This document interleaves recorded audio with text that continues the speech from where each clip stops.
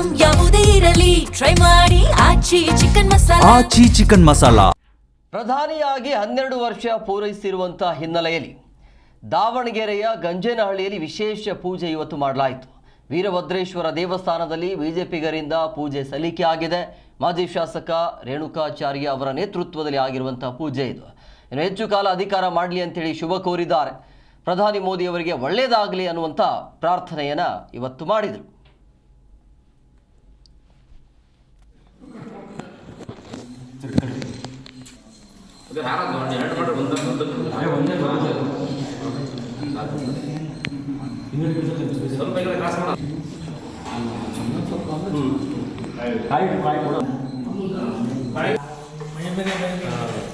ಆಲೋಚನೆ ಒಂದು ಚೂರು ಪಕ್ಕದ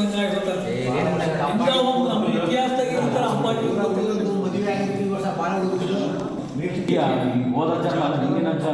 ಜಾತ್ರೆಗೆ ಅದು ಒಂದು ದಿವಸ ಮುಂದಿನ ವರ್ಷ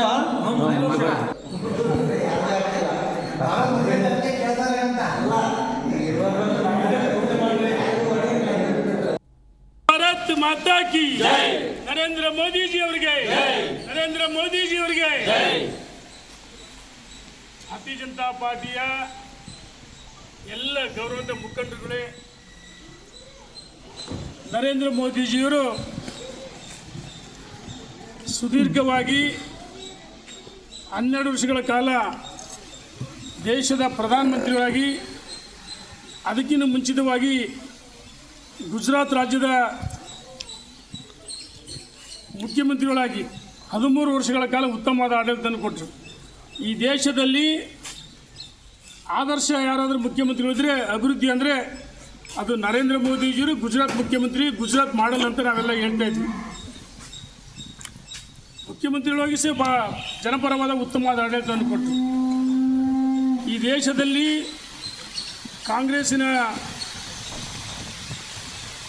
ಇಂದಿರಾ ಗಾಂಧಿ, ನೆಹರು ಪ್ರಧಾನಮಂತ್ರಿಗಳದ್ದು ಅದನ್ನು ದಾಖಲೆಯನ್ನು ಅವರು ಏನು ಪ್ರಧಾನಮಂತ್ರಿಗಳಾಗಿದ್ದರು ಅದನ್ನು ದಾಖಲೆಗೆ ಸರಿಗಟ್ಟತಕ್ಕಂಥ ಕೆಲಸವನ್ನು ದೇಶದ ಜನ ಭಾರತೀಯ ಜನತಾ ಪಾರ್ಟಿ ನರೇಂದ್ರ ಮೋದಿಯವ್ರಿಗೆ ಆಶೀರ್ವಾದ ಮಾಡಿದ್ದಾರೆ.